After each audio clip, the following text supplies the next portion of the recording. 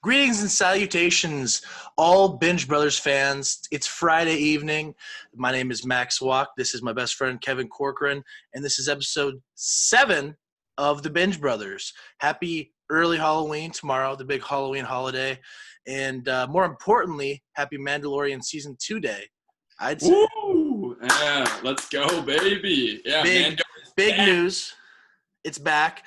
Episode 1's dropped, going by the weekly release schedule, which I prefer very much. And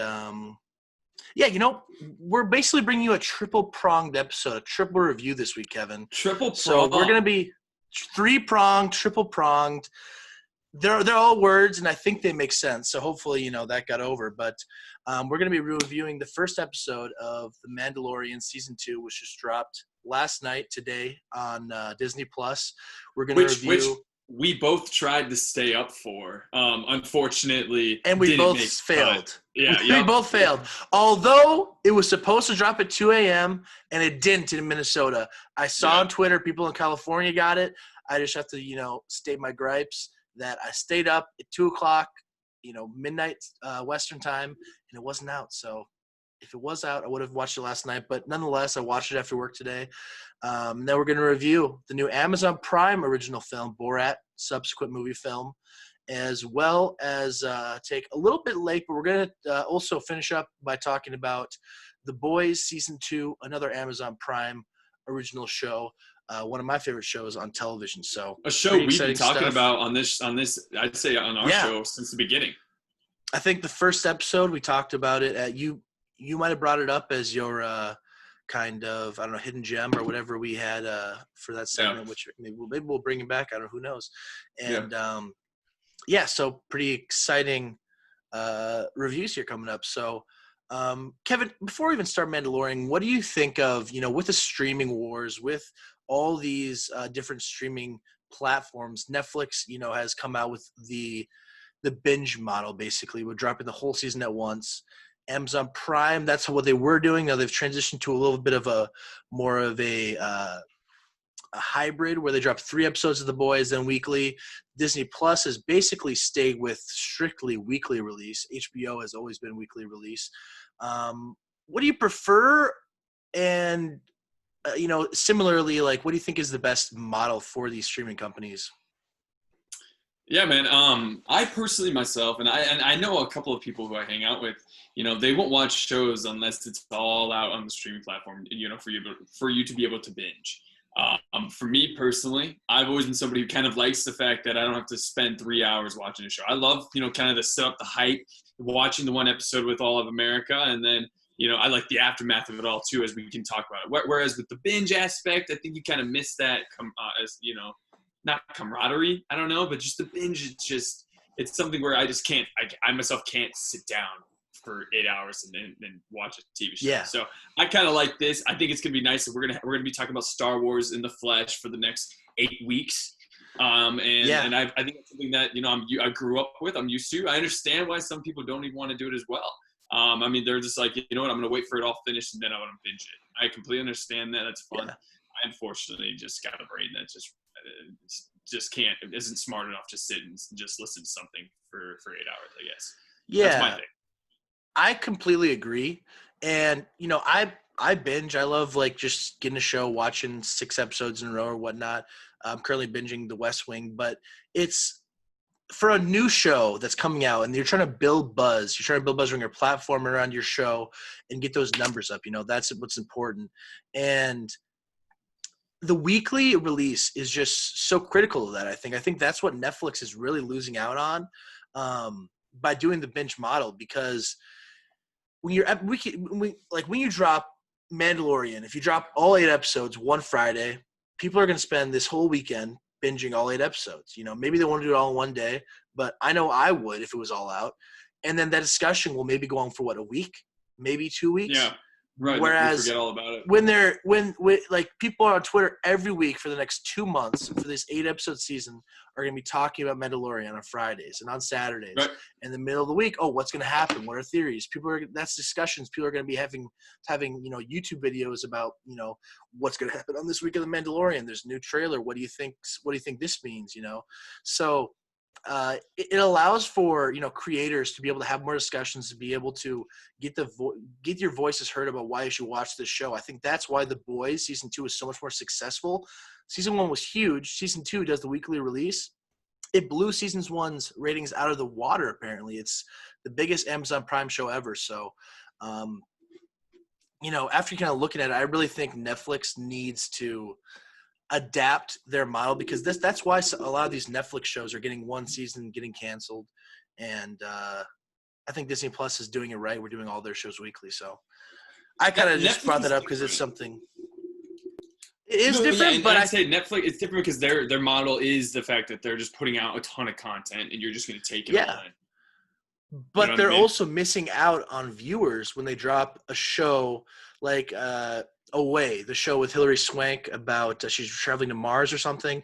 I haven't watched it, but I saw a trailer for it. It looked kind of interesting.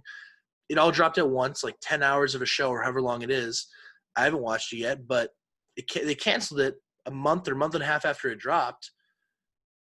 What happens is they release that show over 10 weeks and people are talking about it gains viewers. Hey, there's 2 episodes in this Away show and it's great.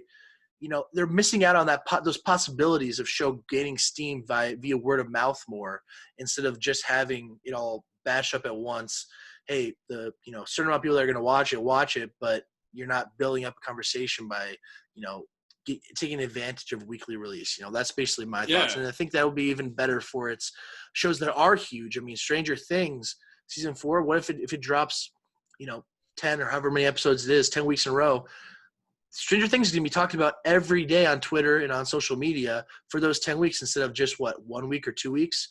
So, and personally, I also do agree that watching it week to week, just having that anticipation, watching it with friends or family and then talking, oh, it's time for Mandalorian. Like, let's watch the new episode's out. It's like new episode starts in an hour. Like that excitement, the Game of Thrones, like that was what's so big. Like, oh, comes out. So that's just something I've always I've heard people talk about it on YouTube, that idea, John Campea kind of says the same thing. And it's just something that I really strongly think that Netflix needs to improve on, because I think that's a huge thing for these streamers to capitalize on word of mouth more, I believe.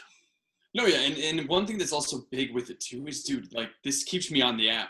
You know what I mean? I haven't used Disney Plus in since the end. When I do use it, it's because Hayes is here and he wants to watch his obscene, absurd Disney movie from the 1960s. It's just, it's something where I'm actually using the app again. I'm excited to go back on Disney Plus, I guess. And that's just smart. It's smart, the fact that you're going to have more fans. People are talking more and more. They're going onto the app more. They're downloading the app more on their phones. So I think it's just a big one. Because personally to me, Max, and I don't know if you would agree, Disney Plus is kind of a forgotten app when it comes to when I'm looking for movies or going on something. It really has for me as well. I know if I'm in the mood for a Marvel or Star Wars or like a Pixar movie, like I'm glad I have that in that case. But I'm trying to watch new things as much as I can. So, and when they're not dropping their big shows or big movies consistently, it gets put in the back of your mind. So this is a big moment for Disney Plus, because they haven't announced officially, but WandaVision, their first MCU show, is highly rumored to be starting basically right after Mandalorian, or maybe even concurrently for a few weeks in December. So if they can build, do another 2 months of a big Marvel show right after Mandalorian, it could be huge for the show. And I also know that they have Falcon Winter Soldier that's almost wrapped up production. So I don't know, the release schedule is kind of mixed up with the movies. I don't know if they need a certain order for things to be released, but this is definitely a critical time for Disney Plus. So yeah, right. No, it really is. I would love to know the unique users, the views and everything on Disney Plus as well. I'd love to know for all the streamers. I wish that it would that they were like exactly. What I hope is that as it goes more and more towards streaming, that they actually have to make these companies regulate and announce viewership. Because they all announce viewers, but Netflix viewer counts is for people that have watched 1 minute of a movie or TV show, of 1 minute of an episode of a TV show. So it's like, of those 90 million people that watched Six Underground, how many people watched 12 minutes and couldn't stand it and turn it off? Who knows? Yeah, right. Same here. Or and I mean, it's such a different type of thing, these streaming versus regular television, that who knows how they could regulate that. But gosh, that'd be a thing I'd be really interested in studying if they were forced to release their actual numbers for those shows. So. Yeah. No, let's actually dive into the show itself. Yeah, let's dive in. Yeah, we kind of went up and down a diatribe there, but hey, okay, so Disney Plus, their premiere show, it started their streaming service, The Mandalorian, the first ever live-action Star Wars television series. Season 2 dropped today, episode 1. It was called The Marshal, and it was the longest episode, I believe, of The Mandalorian, 54 minutes, which kind of excites me. 54, yeah. Yeah, the first season was all for the 30 to 45-minute range, so I'm more than happy if we're going to get 8 episodes that are 50 to an hour long. I mean, maybe they got a little bit more leeway with their budget and with their writing to be able to, draw longer stories. It was an unknown thing, so, that's kind of an exciting thing to have it be hopefully a little bit longer stories and more they can really go into. But yeah, let's get into it. So as we know, this is going to be, spoilers for season 1. I think we're probably just going to talk about what happened in the episode. So if you haven't watched it, you might want to come back after you watch episode 1 of Mandalorian. Nothing, huge happens. Baby Yoda's alive, so, no huge spoilers there. But cute an exciting episode. Oh, yeah. They were just fantastic. Yeah. I love that Baby Yoda is a character, but also just like almost – he's not a pet, but like the shots they go to him, he just looks cute all the time. You get a good smile and laugh whenever you go to him. It starts out with a big shot from the trailer, basically, where he was in this like UFC/MMA ring, trying to get some information from this, one-eyed goblin freaking guy. Ghoul. Yeah. I'm not like a Star Wars like expert. I don't know the names of everything. I love Star Wars, but I can't name off this alien, that planet, right? That. So apologies for that, but I'm not claiming to be an expert. So, and that's that more from the trailer where Baby Yoda closes his little cage and Mando, kills the guys, starts off with a big fight, and he's on the road to try to find another Mandalorian to learn more about the Jedi. So, Kevin, kind of give your thoughts on the episode, where this is going, and kind of maybe some highlights of what happened in episode 1. Yeah, man. I'm trying to think. Well, I can't even think of what the guy's name is. I mean, this episode was big, one, because the main cameo guy, Timothy Olyphant. Yep. Yeah, I can't even say his last name. Timothy. I'm gonna call him that. It's an interesting episode. I thought it was really, really good. It was cool because it went back to where Star Wars started, Tatooine. Back to the salt farmers. Yep. So it was really cool to see that, kind of go back to that. Honestly, I think it was just a good homage to the old Star Wars that we kind of used to, whereas it still delved in and went a little bit deeper into a world that we kind of know about, but it added a couple of new layers, which I'm kind of excited about too. Kind of like seeing how the Tusken Raiders, who we've seen before in movies, and whereas before you don't know much about them. All you know of them is just kind of like monsters in the hills that are always like little raiders, like evil guys that live in the sand dunes. But seeing how they have to survive and like what they have to deal with and how they're losing members because they're trying to keep this dragon happy, but they're killing its kind. They're killing its bamfas. Gosh, I'm sorry. Those little creatures that they ride. Not little, they're huge. But they're cute as hell, too. Little on my TV screen, big and real. They're not real. Right. I love seeing Timothy Olyphant, and I remember that when they did announce that he was going to be in the season 2. But all these casting and stuff, once you see it, you're like, oh my gosh, I forgot Timothy Olyphant. He's such a great character actor, and he's been in so much great stuff. I think Hateful Eight was one big one for him. He was in Quentin. He was Justified. I think was Justified. That was his show. That was his big show. That was like his shining he's always moment. Good. Yeah, so he's playing basically the marshal of this little town. Not Mos Eisley, but Mos like Pegley or something like that. I'm sorry, I don't remember exactly. And he bought Mandalorian gear, which is very rumored to be Boba Fett's Mandalorian gear. And as soon as he takes off the hat, Mandalorian is about to kill this guy unless he gives him his gear, and then they end up making a deal to help kill this dragon, this sea dragon or sand dragon that's kind of tearing apart its town. So that's basically that's also the thing about Mandalorian is how they're such they're episodic, like they have their overarching story, but almost every week there's basically it's the challenge of the week for Mandalorian. What's he going to do? And this week he had to kill a big sand dragon with Timothy Olyphant, which was cool. And then and work with Tusken Raiders. So really cool stuff. The whole thing with Mandalorian getting being eaten on purpose and flying out and blowing up the bamf and the inside the dragon was cool. I mean, the visual effects on this, they're almost movie quality, man. That's the best thing about, I'd say, Mandalorian is the fact it pays homage again to the original Star Wars, but it makes it better. They don't make it look too CGI. It looks, it honestly looks like it makes it look better to me personally. I've always thought, especially one of the biggest reasons why Lord of the Rings, the original Lord of the Rings, is so much better than The Hobbit, was not only just story and just practical effects more, but the practical effects. Exactly, seeing the doing the makeup and I just love that. Yeah, 100%. I like that better. And that's the crazy thing is that they're not shooting on location. They shoot on their. They have. Have you watched all the Mandalorian documentary about how they created the show? No.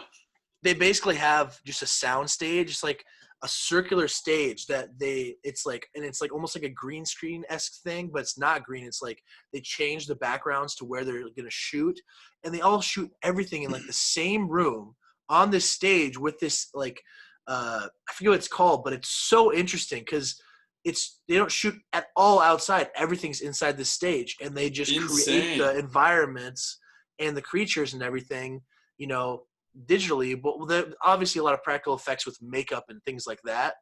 But it's spectacular when you watch the show and realize that realizing that's how they shoot this thing. It really blows your mind. No, yeah, that is kind of cool. Actually, I didn't know that. Damn, that's really interesting. But I definitely recommend that Mandalorian documentary. That was basically episode 1, and then you end with a little bit of a cliffhanger, a little bit of a surprise. As you see a man in the desert seeing what's-his-face, Mandalorian, drive off into the sunset. And Kevin, did you recognize who this was? Was it the baddie from the first one? First season? No, it was not. Let me pull up his I don't remember name. why. I'm like blanking out. I want to pull up his name, but he is very rumored. That is Boba Fett. No way! Are you serious? That is the actor who played Jango Fett in the prequels, and he was cast. He was cast to play Boba Fett. Rumored to be cast to play Boba Fett. His name is Tamara Morrison. Sorry if I'm mispronouncing that. But we have Boba Fett. We see his live shot. You only see him basically watch Mandalorian drive off, and then he turns around and starts walking towards the screen. But we're getting Boba Fett. Very cool. So apparently survived being eaten by the Sarlacc in Return of the Jedi. This is what everybody's talking about. And if you don't remember, Tamara Morrison, or you didn't hear about the rumors of Boba Fett, you might not realize. But I'm not sure what they're gonna do here. But I'm just excited to see what they're gonna do because Boba Fett was such a mysterious character, and he's so interesting. So having him without his mask on, talking, learning from the Mandalorian, seeing what happened after he, survived the Sarlacc, and I can't wait for next week. That's just basically what it boils down to. It's a solid show. What's great is it hits it out of the park almost every time. It hits the bar. It just every time the bar is raised, it just seems to hit it. I'm always happy. It's a good hour. I'm glad I'm glad it's just the beginning.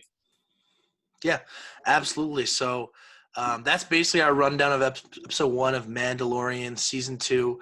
I probably think we're going to be back, hopefully weekly, to be reviewing each of these episodes. So maybe look forward to our discussion once episode 2 drops next Friday. So for that, let's move on to a review of Borat subsequent movie film.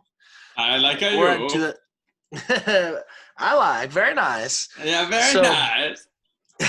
Borat is pretty spectacular movie that Sacha Baron Cohen he's a genius for doing this man. And I've always loved the first one. I want to say this. I personally thought the first one was better, even though it's spectacular. I think it's different. I'm talking about the first one. I'm sorry. I'm talking about the first one. Sorry. Okay. I'm kind of built. Yeah, no.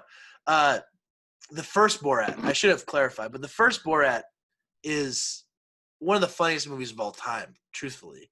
Like, gave me nostalgia hardcore too as well. Like just watching it again. Yeah. I don't think I've watched it since I was like in high school. Yeah, same here. And I don't know the last time I rewatched it, but this was a surprise movie. He filmed it all in secret, and then it was officially announced just a month ago, maybe a month and a half ago. And then it was announced that Amazon bought it, and then it was announced that it's coming out October 23rd. And now we've all seen Borat about a month and a half after it was announced. So this was kind of a spectacular thing that in this environment of movie news and news cycles and things getting reported and leaked, that he was able to do this whole thing in secret, basically. A few little things here and there, like a leak that he was like he appeared and duped these guys at a Portland festival, but mostly it was all kept under wraps until the announcement. So I was really excited for this. I'm a huge Sacha Baron Cohen fan. I love Borat, and I love his show Who Is America from a few years ago, which I never really watched. I watched a couple of interviews of it, but yeah. I love that show. That show really made me laugh hard. So, I was obviously super excited to see what they could do here. So, Borat, subsequent movie film. Kevin, what were your thoughts basically after watching it last weekend? Yeah, man, it was funny. I mean, it was a different Borat than the one before. One thing that was, I think, to its advantage in this movie and why, it made it, because I didn't personally think it was as funny. Maybe I'm just a little older for Borat, and maybe it's just different times now, whatever. But I thought the fact that they added a pretty decent story, even though the story itself made no sense because he never gave his it's just essentially he got what he wanted. He wanted to get Rudy Giuliani, somebody super high up into the politisphere, and for him to fuck up somehow. And man, I don't know if you haven't seen it, you're out on this. But I mean, almost everyone's heard about it now, right? So I guess if you haven't seen Borat's subsequent movie film, you don't want to hear about it. We're gonna talk about everything, but yeah, I pretty much echo your sentiments exactly. I thought it was extremely funny, but it doesn't have the biggest laughs or the most consistent laughs as the first one. And I also, it sucked that he wasn't even Borat the entire time. He was Borat. Yeah. He was. You know what I mean? Yeah, though? Exactly. No, I was gonna kind of touch on that too. So like, that's the interesting thing is that the Borat character, is known to America. It was such a popular movie. So many people have watched it over the last 14 years that, they addressed in the movie that he walks on the streets of New York as Borat, and everybody like sees him and they run up to him. So they kind of have that workaround to say, oh, he's going to do his own costume so he's not noticed all the time, which theoretically makes sense. But, it's not the same as only Borat. But, the Borat still gets his string time. But I have to say, I do completely agree. The story of this one, there's actually a coherent story that is kind of heartwarming, and it kind of shows that Borat is, he learns a little bit. So that was kind of a cool thing. And I do want to give a shout out to who plays his daughter. The actress name is Maria Bakalova. Yeah. I don't know if I'm pronouncing that right, but she almost stole the show for me, man. Like, I thought she was really funny and really impressive. She didn't break character. She says these outrageous things with these people, and she basically knocked it out of the park, and like it was just I was kind of nervous how having a second character like that with Borat would work.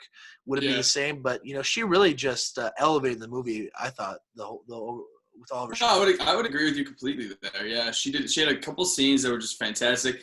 I think they also had a couple of really good guests. I mean, the babysitter of her during, when they had like really great people, like nice people that were like, they were being duped, but they didn't, they weren't embarrassing them. They were like almost like being nice and trying to like teach them but they were being themselves, like the babysitter as well as the ladies in the synagogue. It was a Holocaust survivor they're extremely nice. And, super sweet ladies. Yeah, extremely sweet ladies. And, the best kind of grandmothers.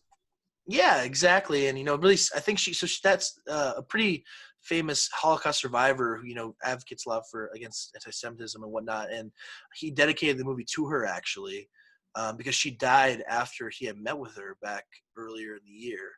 Are you serious? So, yeah, she did, actually. So that was Oh my sad, God, so sad. but extremely, kind of almost heartwarming moment that she had with Borat, who's in like a devil suit and being super anti-Semitic, which is, the joke. I'm pretty sure she's Right. a Jew in real life. I mean, that's what Borat is. So, the Rudy Giuliani scene, extremely funny, but, I think it wasn't the biggest laughs for me. I think the biggest laughs for me was the debutante ball where they do the moon dance. Oh my God. And then also, and it's also cringeworthy. The father. Oh my God. Oh, how so much cringe. How much is she worth? He just goes $900. 500. Yeah, he like answers it, and then the daughter's like, "That's so fucking gross." It's like, that is gross, but he just answered it point blank. Some old schmuck. Oh my God. And I also really got a kick out of when he bought a phone and he finds porn. Yeah. He goes into the computer and the porn stays on the screen. Oh, gosh. And the guy, you can tell out of all the people, that guy definitely had no clue. He's like, this guy's interesting. Oh, yeah. And then there's like the bakery lady who writes like something about Jews. They will not. Does it, no question. Right, yeah. Oh, my God. No hesitation. Just goes right in. Yeah. So funny. But yeah, and then so like the narrative kind of we're speaking of too is that, Borat, who tarnished his country, was put in jail and he was released to give a gift to the vice president, Michael Pence, which ended up being his daughter, 15-year-old daughter. And he fails, but then at the end, the twist is they scripted that Borat was the person that created COVID-19, that they injected him with it, and he traveled around the world spreading it. They have a shot. Tom Hanks shows up for a shot, showing that he gave it to Tom Hanks in Australia, and which was an amazing cameo. Who would have thought they got Tom Hanks? Oh my God. Like shows him like going to different places, spreading the virus, which is just genius.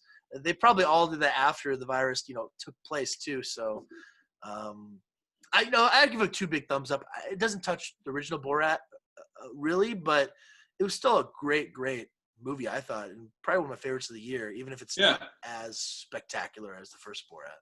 It was great. I mean, last weekend also too, dude. Last weekend, nothing much was going on. I mean, I feel like just with COVID-19, unfortunately, numbers are going up right now, which means places around the country are shutting down a little bit more. So it means you got to have good television you can sit on your couch and watch and just forget about the world going on, And it was a good weekend. I enjoyed it. I think I even liked it even more because of that too, and just a good way to kind of laugh my ass off. I mean, it was controversial. They got something in a scene on somebody who is pretty prominent today. It was kind of funny. Whether or not he was doing what he was doing, who knows? But it's not our place to probably speculate. Like Sacha Baron Cohen said, see what you see and make your decisions for yourself. I mean, it was pretty crazy that I even got the interview with him, though. I mean, that's the part. I mean, in the first place, surprised me. Yeah. So that's Borat's subsequent movie film. Really funny. And I think we're going to end here, Kevin, with maybe my favorite show of the year. Yeah, man. And that is our review of season 2 of The Boys. The Boys on Amazon Prime, created by Eric Kripke, I believe, and Seth Rogen. The rated R Avengers. Yeah, exactly. What if, basically the premise of The Boys is, what if superheroes were real in the real world, but they were all corporate, and a corporation was deciding how these superheroes were marketed and everything like that. And it's a spectacular show. The season 1 I just loved. I got hooked on that when it came out last year. And so this was one of the most anticipated shows of the year for me.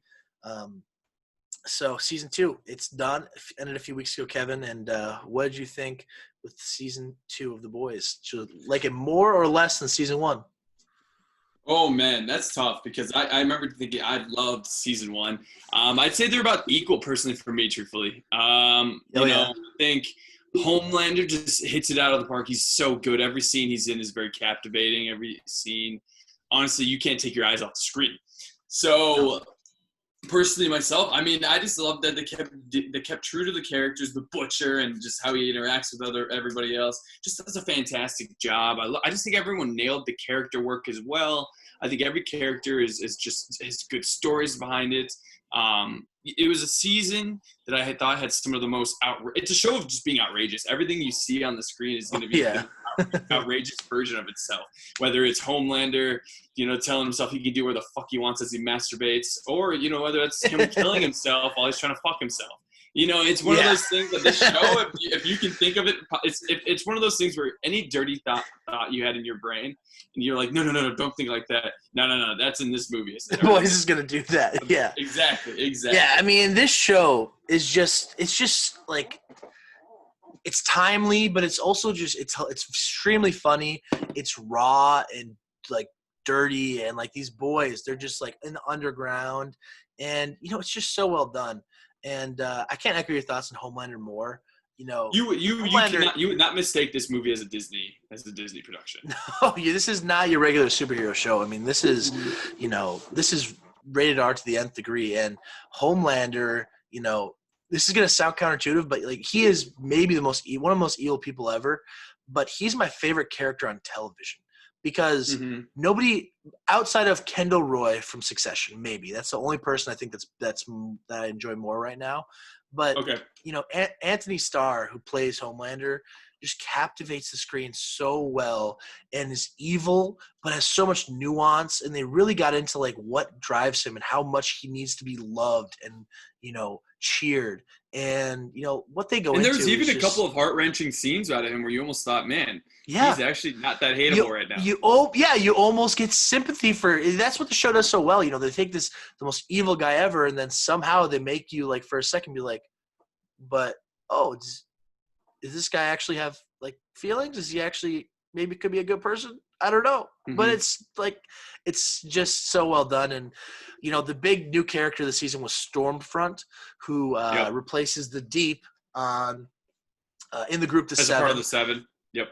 And I mean, she was fantastic as well. And I contend that she's even more evil than Homelander. She was the worst, man. Just a Nazi bitch. I mean, she's a Nazi. Yeah. We're talking spoilers here. I assume if you're watching this point that you're okay with that.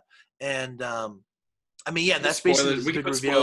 We'll put spoilers on the. We'll just say spoiler reviews of blah blah blah. Aya Cash, who plays Stormfront, she also was just so thrilling this season, man. Like, for being a new character brought in and giving so much time. Yeah, I mean, pure evil. And you get those inklings first few episodes, and then episode 3 is when you first see it, when she is going through an apartment building, just killing people left and right so she can kill this so-called soup terrorist. And you're just like, something's wrong with this bitch, man. Like, she is obviously really bad.